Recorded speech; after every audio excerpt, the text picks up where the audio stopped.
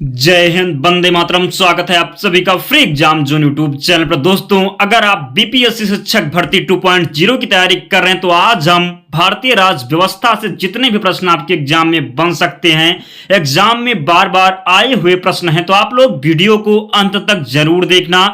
यहां से प्रश्न आपके एग्जाम में निश्चित ही देखने को मिलेंगे। तो चलिए वीडियो को स्टार्ट करते हैं। पहला शानदार प्रश्न आपके स्क्रीन पर है। भारतीय संविधान के किस भाग में संघीय न्यायपालिका का उल्लेख है? आपको बताना है भारतीय संविधान के किस भाग में संघीय न्यायपालिका का उल्लेख है। दोस्तों, आप लोग वीडियो को जरूर लाइक कर देना। हम आपको इसकी पीडीएफ भी प्रोवाइड करवाएंगे, तो आप लोग वीडियो को अंत तक जरूर देखिएगा। भारतीय संविधान के किस भाग में संघीय न्यायपालिका का उल्लेख है? तो ध्यान रखना है भारतीय संविधान के भाग 4 में संघीय न्यायपालिका का उल्लेख है, ध्यान रखना है। अगला प्रश्न है, संविधान के व्याख्याकार और संरक्षक कौन है? तो संविधान का व्याख्याकार और संरक्षक सर्वोच्च न्यायालय है, आपको ध्यान रखना है। अगला प्रश्न है, भारत के सर्वोच्च न्यायालय की स्थापना हुई थी। भारत के सर्वोच्च न्यायालय की स्थापना हुई थी, तो ध्यान रखना है भारत सरकार अधिनियम 1935 के अधीन भारत के सर्वोच्च न्यायालय की स्थापना हुई थी, ध्यान रखना है।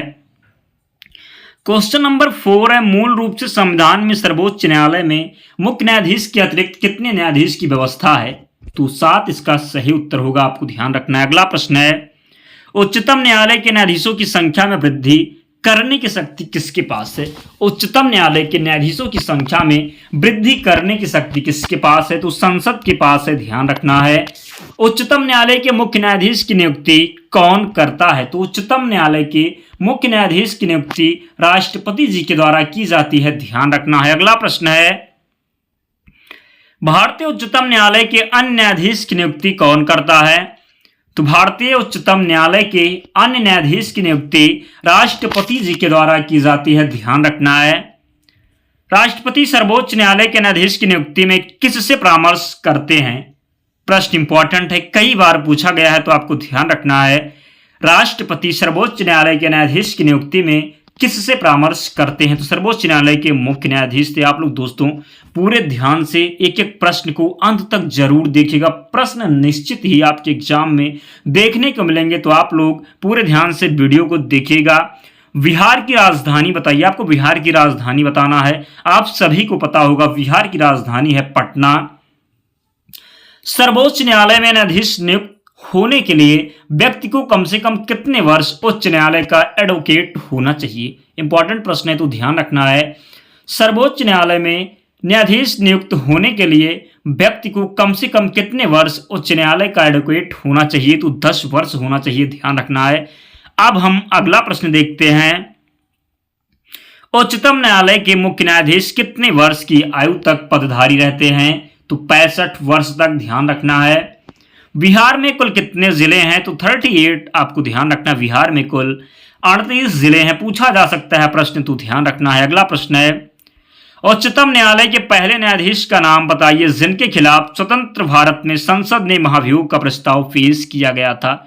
प्रश्न इंपॉर्टेंट हो सकता है, एग्जाम में देखने को मिल सकता है, तो ध्यान रखना है। उच्चतम न्यायालय के पहले न्यायाधीश का नाम जिनके खिलाफ स्वतंत्र भारत में जो है संसद में महाभियोग का प्रस्ताव पेश किया गया था, तो राइट आंसर है जस्टिस रामास्वामी, ध्यान रखना है।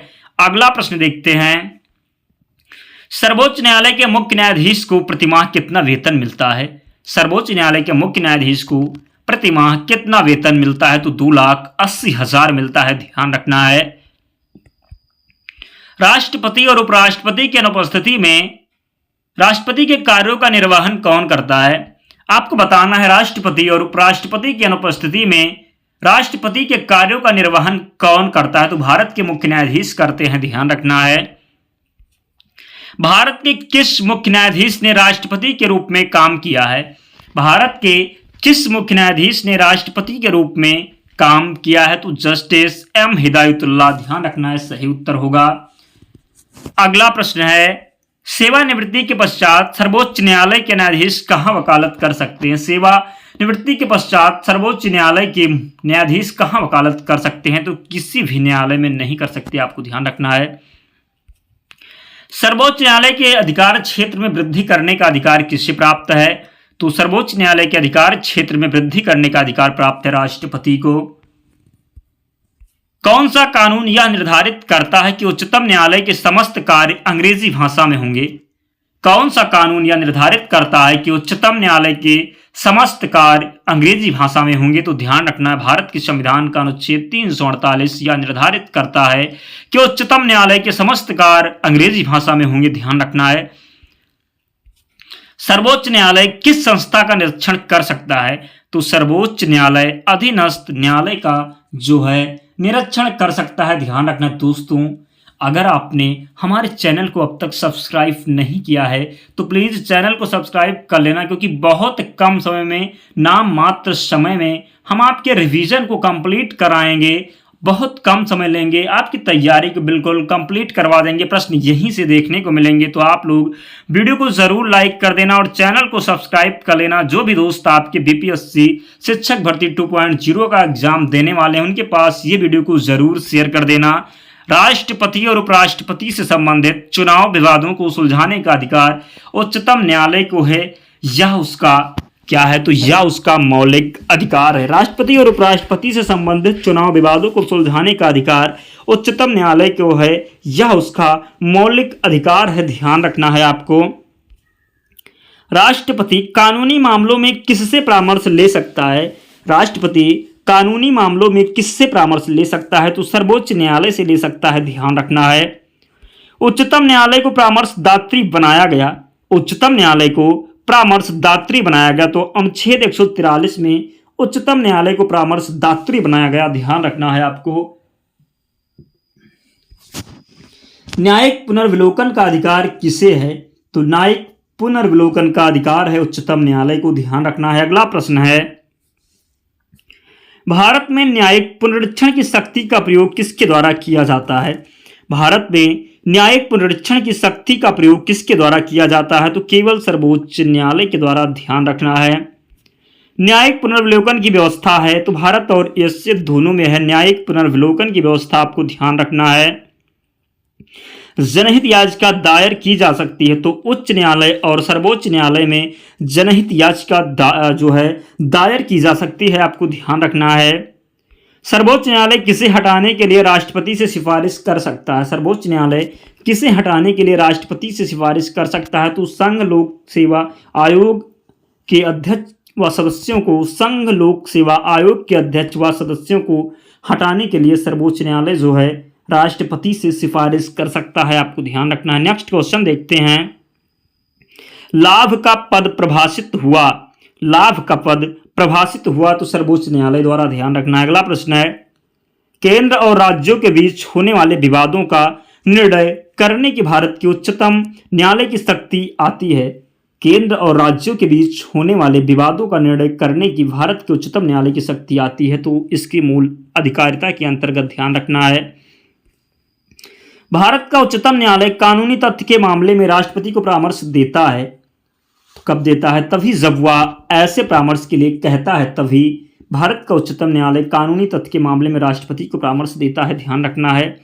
क्वेश्चन नंबर 32 है, किस वाद में उच्चतम न्यायालय ने संविधान के मूल ढांचे का सिद्धांत प्रतिपादित किया? इंपॉर्टेंट प्रश्न है, पूछा गया है कई बार, तो ध्यान रखना है। किस वाद में उच्चतम न्यायालय ने संविधान के मूल ढांचे का सिद्धांत प्रतिपादित किया था? तो केशवानंद भारती। सर्वोच्च न्यायालय के प्रथम मुख्य न्यायाधीश कौन थे? तो सर्वोच्च न्यायालय के प्रथम मुख्य न्यायाधीश थे हीरालाल जीकानिया। ध्यान रखना है। सर्वोच्च न्यायालय के मुख्य न्यायाधीश के पद पर सबसे कम समय तक कौन रहा? सर्वोच्च न्यायालय के मुख्य न्यायाधीश के पद पर सबसे कम समय तक कौन रहा? तो कमल नारायण सिंह रहे। ध्यान रखना है। उच्चतम न्यायालय की सबसे पहली महिला न्यायाधीश कौन थी? तो उच्चतम न्यायालय की सबसे पहली महिला न्यायाधीश थी फातिमा बीवी।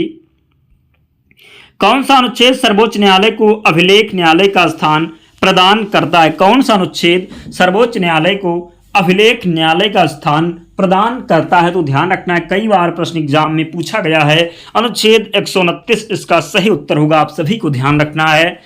अगला प्रश्न है,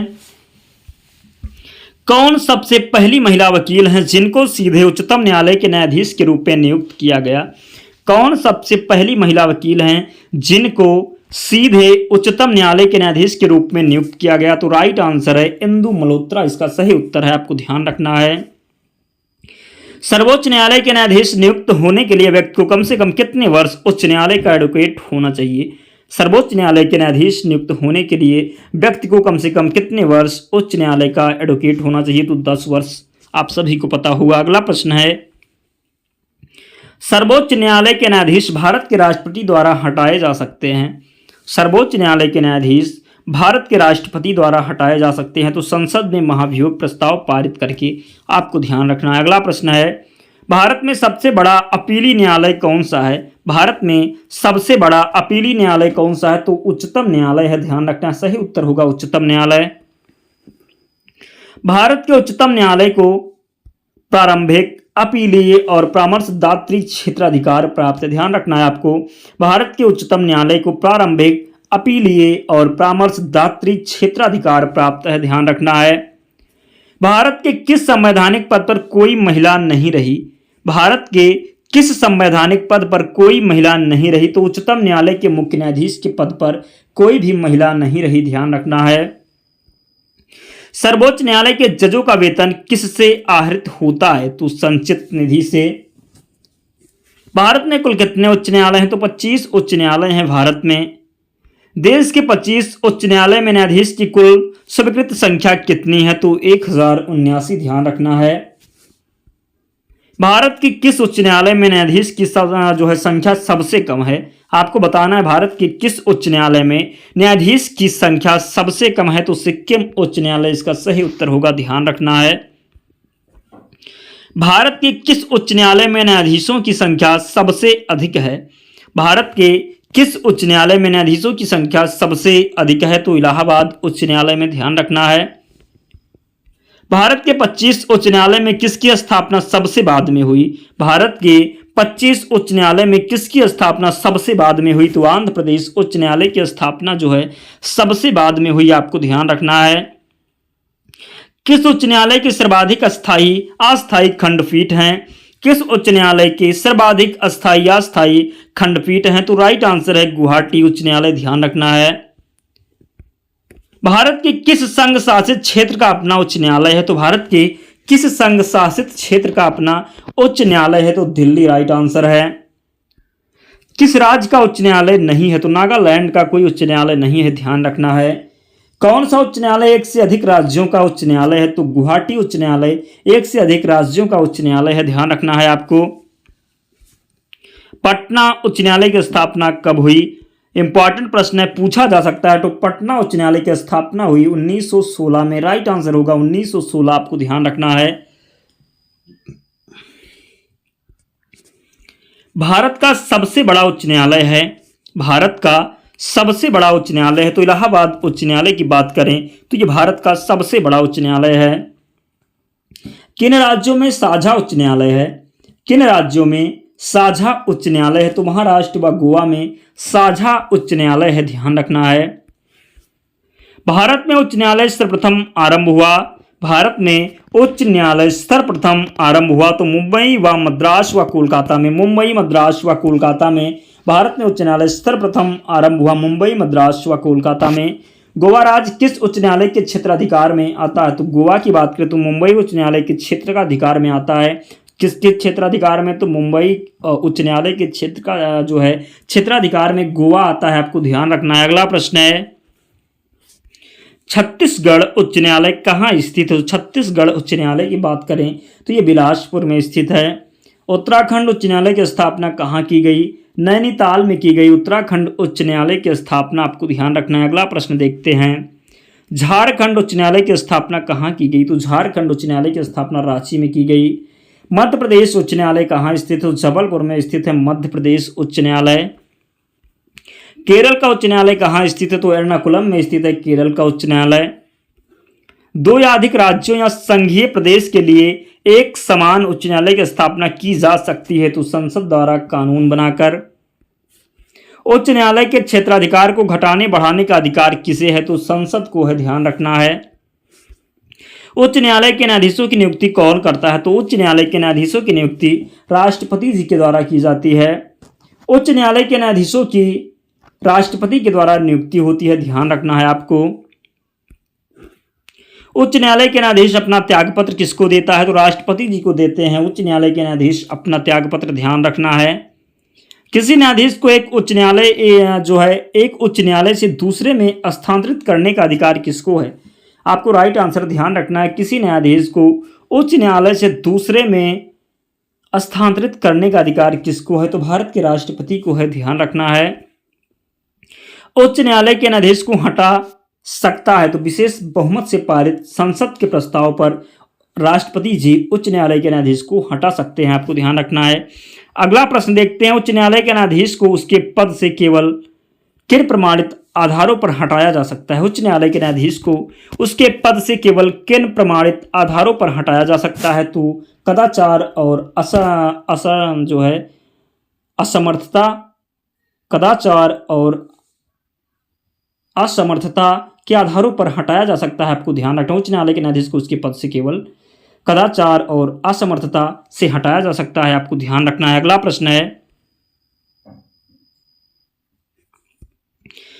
प्रश्न देखते हैं। उच्च न्यायालय के न्यायाधीश की सेवानिवृत्ति की अधिकतम आयु क्या है? तो 62 वर्ष है, ध्यान रखना है।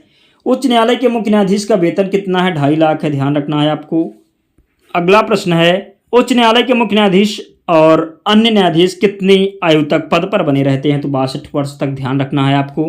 दोस्तों वीडियो कंप्लीट हो गई। अगर आपने अब तक वीडियो को लाइक नहीं किया है तो प्लीज़ यार आप लोग वीडियो को लाइक कर देना और चैनल को सब्सक्राइब करके बेल आइकन को भी प्रेस कर देना। हम आपको इसकी पीडीएफ भी प्रोवाइड करवाएंगे, तो आप लोग पीडीएफ के लिए टेलीग्राम चैनल से जुड़ जाना। लिंक डिस्क्रिप्शन बॉक्स में या आप टेलीग्राम पर सर्च कर लेंगे, फ्री एग्जाम जोन चैनल मिल जाएगा, आप लोग ज्वाइन हो जाना, वहाँ पर आपको सारी पीडीएफ मिल जाएगी। तो मिलते हैं अगले वीडियो में, तब तक पढ़ते रहिए, ध्यान रखिए अपना, स्वस्थ और सुरक्षित रहिए। जय हिंद।